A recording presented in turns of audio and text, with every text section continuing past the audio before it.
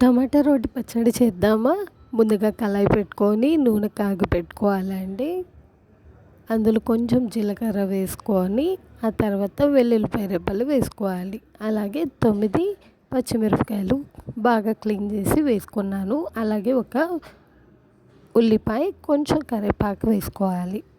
ఇవన్నీ కూడా చక్కగా గోల్డెన్ బ్రౌన్ వచ్చే వరకు వేయించుకోవాలి.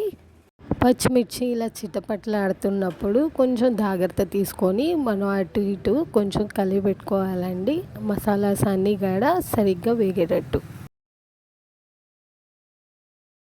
ఇప్పుడు ఇలా వేయించుకున్న మసాలా ముందుగానే శుభ్రం చేసి పెట్టుకున్న రోట్లో వేసుకొని మసాలాని దంచుకుందాము. ఇలా దంచుకుంటున్న మసాలాలో ఇప్పుడు తగినంత ఉప్పు కూడా వేసుకుందాము. నేనైతే కల్లుప్పు వేస్తున్నా అండి. మీరు ఏ సాల్ట్ వాడతారో అది వాడచ్చు.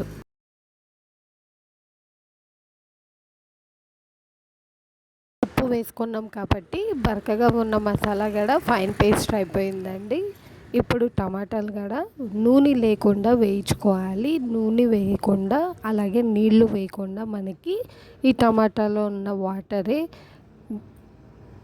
దగ్గరికి అయ్యేటట్టు అలాగే టమాటాలు వేయించుకోవాలి. చింతపండు నానబెట్టి వేసుకోవచ్చు అండి, లేకుంటే ఇలాగైనా కడిగి వేసేసుకోవచ్చు.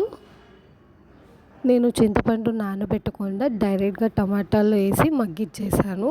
టమాటాలు మగ్గిపోయినాయి. ఇప్పుడు ముందుగానే మనం రెడీ చేసుకున్న మసాలాలోకి ఈ టమాటా పేస్ట్ కూడా వేసి రుబ్బుకోవాలి.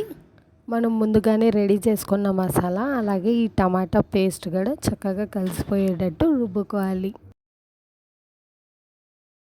అంతే, టేస్టీ టమాటా రోటి పచ్చడి రెడీ. సింపుల్గా ఇంట్లో ఉండే ఇంగ్రీడియంట్స్తోనే హెల్తీగా టమాటా రోటి పచ్చడి అయితే రెడీ అయిపోయింది.